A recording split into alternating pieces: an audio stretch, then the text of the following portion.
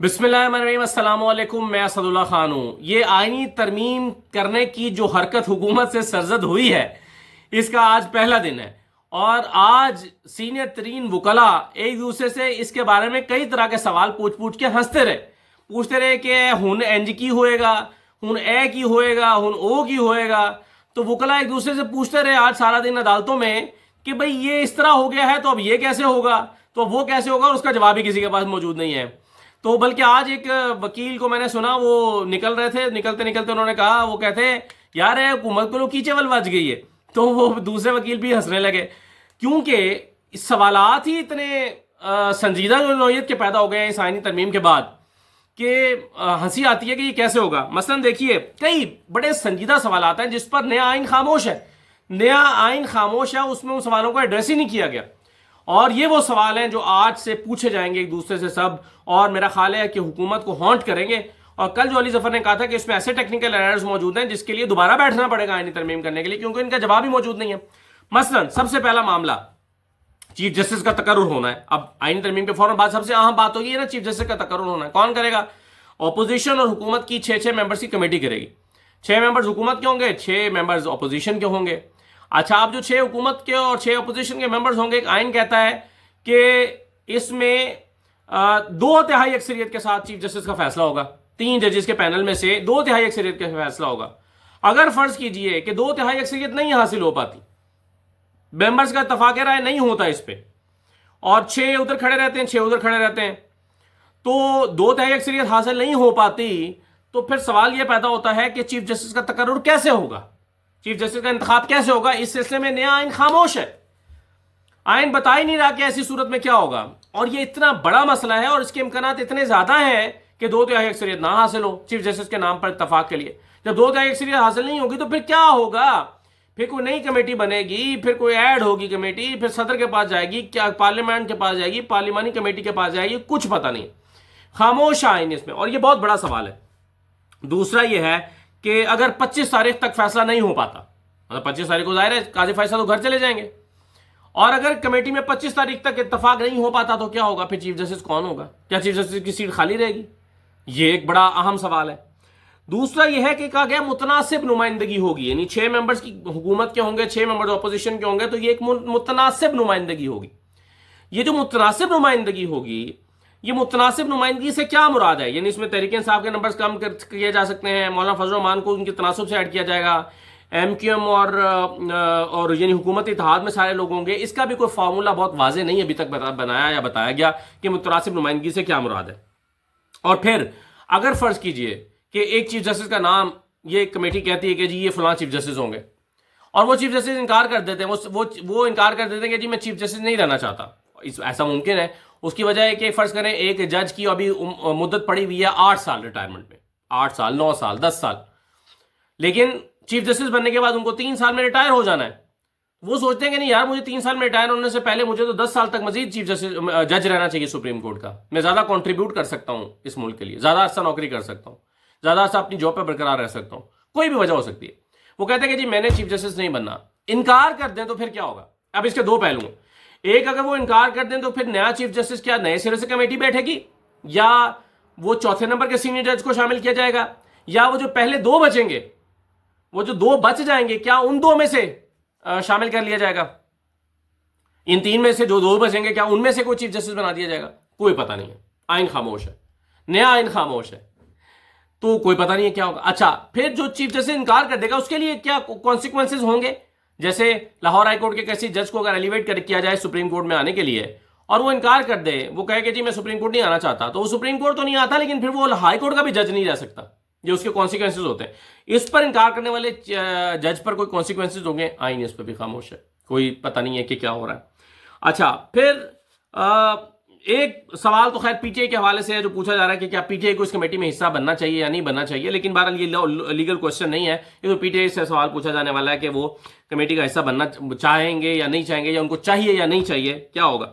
अच्छा, एक बड़ा अहम सवाल ये भी है कि 7 रुकनी जो है वो एक आईनी बेंच अगर बनता है, फर्ज करें 5 रुकनी बनता है या 7 रुकनी बनता है, अगर 7 रुकनी आईनी बेंच बनता है तो क्या वो 13 जजेस का रिव्यू जो है वो सुन सकता है? यानी रिजर्व सीट का फैसला 13 जजेस का फैसला था, 8-5 की अक्सरियत से फैसला आया था। अब क्या 13 जजेस के फैसले को 7 रुकनी आईनी बेंच उसका रिव्यू सुन सकता है? और अगर नहीं सुन सकता तो क्या नॉर्मल सुप्रीम कोर्ट सुनेगी? और अगर सुप्रीम कोर्ट सुनेगी तो आईनी मामला सुप्रीम कोर्ट के पास आ गया, आईनी मामला तो जाना चाहिए आईनी बेंच के पास। अगेन एक तजाद है, अगेन इस सवाल का जवाब मालूम नहीं है कि 13 रुकनी जो बेंच है उसको सुन सकता है कि नहीं सुन सकता आपका आईनी बेंच। अच्छा, फिर एक सवाल यह है कि आईनी बेंच का फैसला कहां चैलेंज होगा? ये जो आईनी बेंच को फैसला देगा ये कहां चैलेंज होगा? और ये कौन डिसाइड करेगा कि कौन सा केस आईनी बेंच के पास जाना चाहिए और कौन सा केस जो है वो सुप्रीम कोर्ट के पास आना चाहिए? ये कौन डिसाइड करेगा? अगर चीफ जस्टिस डिसाइड करेंगे तो वो तो नहीं हो सकता, कमेटी डिसाइड करेगी, प्रैक्टिस एंड प्रोसीजर वाली कमेटी डिसाइड करेगी। कौन डिसाइड करेगा कि ये केस जो है वो किसके पास जाना चाहिए? फिर ये कि ये जो तरामीम हुई हैं, एक लीगल क्वेश्चन ये भी है कि ये तरामीम अगर चैलेंज करनी है तो चैलेंज क्या होंगी? आईनी बेंच में चैलेंज होंगी क्योंकि आइन से मुतल्लिक है, और अगर आईनी बेंच में चैलेंज होंगी तो खुद आईनी बेंच जो है इसका बेनिफिशियरी है वो तो सुन ही नहीं सकता। अगेन ये एक प्रॉब्लम है, अगेन ये एक लीगल क्वेश्चन है, अगेन ये एक तजाद है, क्योंकि आईनी बेंच से मुतल्लिक तरामीम तो आईनी बेंच में जानी चाहिए, लेकिन खुद आईनी बेंच तो उसका बेनिफिशियरी है। आईनी बेंच अपने ही मुतल्लिक कैसे सुन सकता है? फिर क्या ये मामला सुप्रीम कोर्ट के पास आएगा? अगर सुप्रीम कोर्ट के पास चैलेंज होंगी तो क्या वो आईनी बेंच का फेट डिसाइड करेंगे? अगर डिसाइड करेंगे तो फिर कहा जाएगा कि नहीं, ये तो बेंच तो बना दिया हुआ है सुप्रीम कोर्ट ने, तो इसका क्या मतलब है कि क्या चैलेंज नहीं हो सकती? ये भी एक सवाल है। फिर आईनी बेंच की तश्कील कैसे होगी कि 5 मेंबर्स होंगे, 9 मेंबर, 7 मेंबर्स होंगे, कौन से मेंबर्स होंगे? अच्छा, एक बड़ा दिलचस्प और सवाल है कि अगर ये बेंच किसी एक केस में आईनी बेंच टूट जाता है, एक मेंबर रिक्यूज कर जाता है, 7 मेंबर्स का बेंच है, एक मेंबर टूट गए, तो अब अगर एक मेंबर रिक्यूज कर जाता है तो क्या होगा कि बाकी जो 7 पूरे करने के लिए क्या सुप्रीम कोर्ट के दीगर जजेस में से जज को आईनी बेंच में बिठाया जाएगा, या फिर वो कम होकर 6 रह जाएंगे और 6 सुनेंगे? ये भी एक सवाल है जिसका जवाब अभी न्याय नहीं दे रहा। ये वो सारी चीजें हैं जो अंदाजा हो रहा है कि जल्दबाजी में लाई गई हैं, इन सवालों का जवाब इसके हाथे में नहीं लाया गया, हालांकि इसका जवाब मालूम होना चाहिए था, हालांकि ये सारी जो पॉसिबिलिटीज हैं उसको शामिल करना चाहिए था। अच्छा, फिर यह है कि इस सारे मामले में अब खदशा यह पैदा हो रहा है कि जो ज़ेर इल्तवा केसेस हैं उनकी तादाद बढ़ सकती है, ज़ेर इल्तवा केसेस की तादाद बढ़ सकती है। खदशा यह है, क्यों? क्योंकि हर केस में तनाज़ा हो जाएगा, लटक जाएगा, बेंच कहाँ लगे, किसके पास जाए, कौन सा केस किसके बेंच में जाए, आईनी में जाए, सादा में जाए, और तो ये तनाज़ात इतने बढ़ सकते हैं कि ये ज़ेर इल्तवा केसेस की तादाद और बढ़ जाने का खदशा है। ये वो सवाल है जिसका जवाब जो है वो अभी तक किसी को मालूम नहीं है, और आज वकला, जैसा कि मैंने कहा, कि एक दूसरे से पूछ के हंसते रहे कि क्या करें। अच्छा, अब आज ये कुछ सवाल जो हैं वो रखे गए सीनियर वकला के सामने, मसलन आबिद ज़ुबैरी साहब के सामने, रियासत अली आज़ाद के सामने, और इनमें से कुछ सवाल हामिद खान से भी पूछे गए। मसलन उनसे पूछा गया कि आप चैलेंज कहाँ करेंगे, मसलन उनसे पूछा गया कि अगर मंसूर अली शाह को चीफ जस्टिस ना बनाया गया तो क्या आप कबूल कर लेंगे, नहीं तो क्या होगा? तो इस पर अभी वकला को भी ऐसा लगता है कि पूरी तरह से क्लैरिटी नहीं है कि क्या हो रहा है, और वो डिसाइड करना चाहते हैं। और लतीफ़ खोसा से भी पूछा गया कि कमेटी जो है, ये आप कमेटी में बैठेंगे तो कमेटी में अब क्या होगा? तो पूरी क्लैरिटी के साथ कोई नहीं बता रहा, लेकिन बहरहाल कुछ चीज़ों पर का जवाब इन वकला के पास मौजूद है। तो मैं आपको सुनवाना चाहता हूँ कि रियासत अली आज़ाद ने क्या जवाब दिया, लतीफ़ खोसा ने क्या कहा है, आबिद ज़ुबैरी ने क्या कहा है, हामिद खान ने क्या कहा है। आप इन लोगों की बातें सुन लीजिए। आईनी तरमीम जो है 26वीं आईनी तरमीम हो चुकी है, तो इसे क्या अब चैलेंज किया जा सकता है, और अगर किया जा सकता है तो किस बुनियाद पर किया जा सकता है, और इसे अब सुप्रीम कोर्ट सुनेगी या सुप्रीम कोर्ट का आईनी बेंच सुनेगा? देखिए, वो तो बिस्मिल्लाहिर्रहमानिर्रहीम, ये तो अभी फैसला करना है, हमने लाएमल तय करना है कि हम इसको कहाँ चैलेंज करेंगे। चैलेंज ज़रूर करेंगे।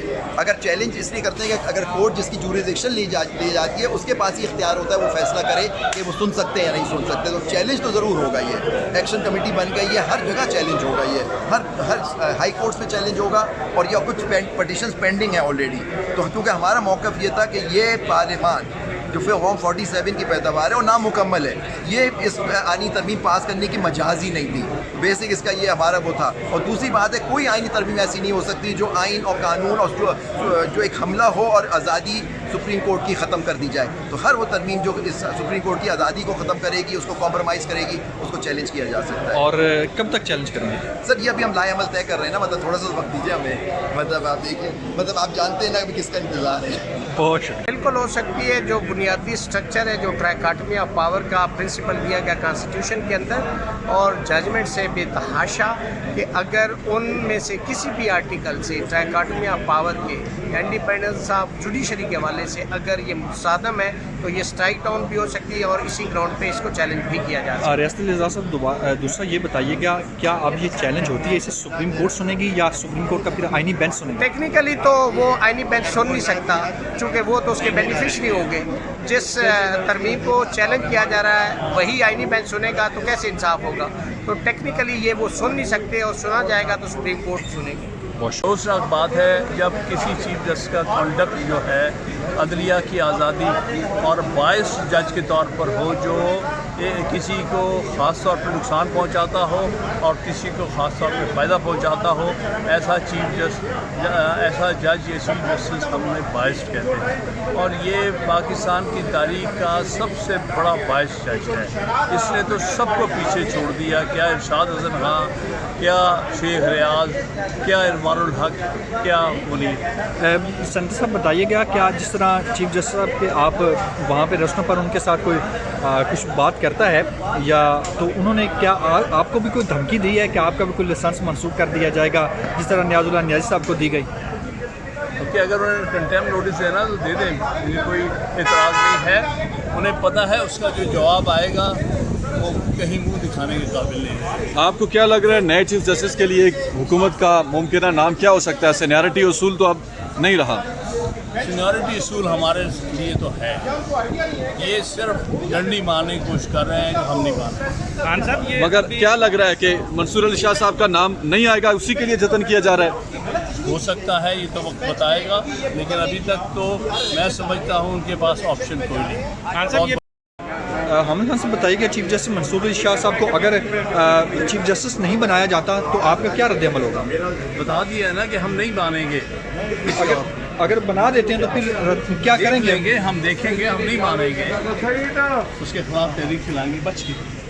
अब हम इसके मसवदे को तफसील से भी देख रहे हैं। पहले भी मैंने तो कौमी असम्बली में इसको देखा भी, तो अब इस पर हमारी यकीनन जो है चैलेंज हम करेंगे। अब आपका दूसरा सवाल कि कौन सुनेगा इसे, तो आज जो लगे हुए थे जस्टिस मंसूर अली शाह साहब के पास केस, उन्होंने भी 3 हफ्ते के लिए मौखर किया। उन्होंने कहा हम भी देख लें कि अब ये आईनी बेंच सुनेगी या सुप्रीम कोर्ट सुनेगी या किस तरह से तश्कील होती है। 25 तारीख को काजी साहब जा रहे हैं, 26 तारीख को नया चीफ जस्टिस। अब वो भी देखते हैं कि ये कमेटी जो है, कमीशन जो है वो किस पर ये हुमा का ये बैठता है, ताजपोशी किसकी होती है इन 3 में से। तो उसमें मैं भी कमेटी में शामिल हूँ। ज़ाहिर है मैं तो बिल्कुल, और मेरे जो साथी होंगे हम तो कोशिश करेंगे कि सीनियर मोस्ट ही जस्टिस मंसूर अली शाह साहब ही को चीफ जस्टिस बनाया जाए।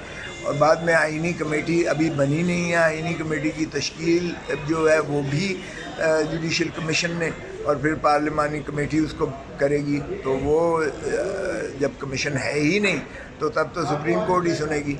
अब सुप्रीम कोर्ट में हम तवक्को करते हैं कि जस्टिस मंसूर अली शाह साहब अपना दलेरी से, इसलिए कि मुझे याद है यहाँ हमने वो वक्त भी देखा जब सजाद अली शाह चीफ जस्टिस के साथ सिर्फ 4 जजेस बैठे होते, ये 5 थे और 10 जज जो थे, अजमल मियाँ और सईदुज़्ज़मान सिद्दीकी साहब के साथ वो जो है 10 जज एक तरफ बैठे हुए थे। सुप्रीम कोर्ट में 2 किस्म के बन गए थे। जस्टिस सजाद अली शाह स्टे देते थे और वो 10 जज जो है उसको मुअत्तल कर देते थे।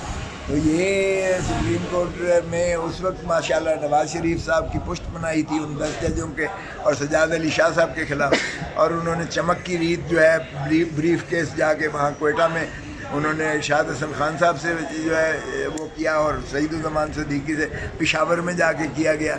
वो तारीख़ का एक हिस्सा है और उसमें मैं बदकिस्मती से चूँकि पाकिस्तान बार काउंसिल में भी था, सेनेटर भी था, हम इनको मिन्नतें करते रहे कि बच्चों की तरह लड़ाई करके दुनिया को जो है ये जगहसाई न करो।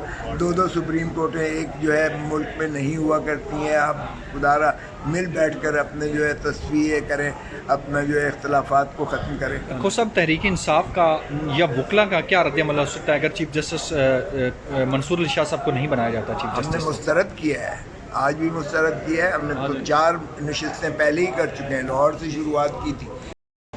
रियासत अली एजाज साहब, वकला की जानिब से कहा गया था कि जस्टिस मंसूर अली शाह के अलावा हमें कोई भी चीफ जस्टिस मंजूर नहीं होगा। अगर तो चीफ जस्टिस मंसूर अली शाह साहब नहीं बनते, कोई और बन जाता है, तो आपका क्या रद्द-ए-अमल होगा? हम तो इस पे बहुत क्लियर हैं कि जो सीनियरिटी का प्रिंसिपल है उसको अगर वायलेट किया जाता है तो वाक़यातन हम उसको एक्सेप्ट नहीं करेंगे, क्योंकि हमने तो इस पूरी तरमीम को एक्सेप्ट नहीं किया। और मंसूर अली शाह क्योंकि मोस्ट सीनियर जज हैं और उन्हें ही चीफ जस्टिस होना चाहिए, और अगर ऐसा नहीं किया जाता तो आपको पता है कि हमने तो ऐलान कर ही दिया है कि तहरीक चलेगी, तो इस तहरीक में ये भी शामिल है। ये तहरीक कब तक चल जाएगी? ये इंशाल्लाह वकला एक्शन कमेटी बना दी गई है, उसके अंदर हम तय करके फिर इंशाल्लाह उसका ऐलान कर देंगे। बहुत आपने इन सीनियर वकला की राय सुनी है। अब आपको कुछ बातों का तो अंदाजा हुआ है। कुछ सवाल इनसे पूछेंगे। ये सारे सवाल जो मैंने आपके सामने रखे हैं ये तो अभी इनसे पूछे भी नहीं गए, इन सवालों का जवाब तो अभी इनसे पूछा भी नहीं गया। तो बहरहाल लीगल जो ओपिनियन है वो लेते रहेंगे और फिर एक पिक्चर बनाकर आपके सामने रखने की कोशिश करेंगे आइंदा व्लॉग्स में कि इन सवालों का जवाब दरअसल है क्या। इजाज़त दीजिए, अल्लाह हाफिज़।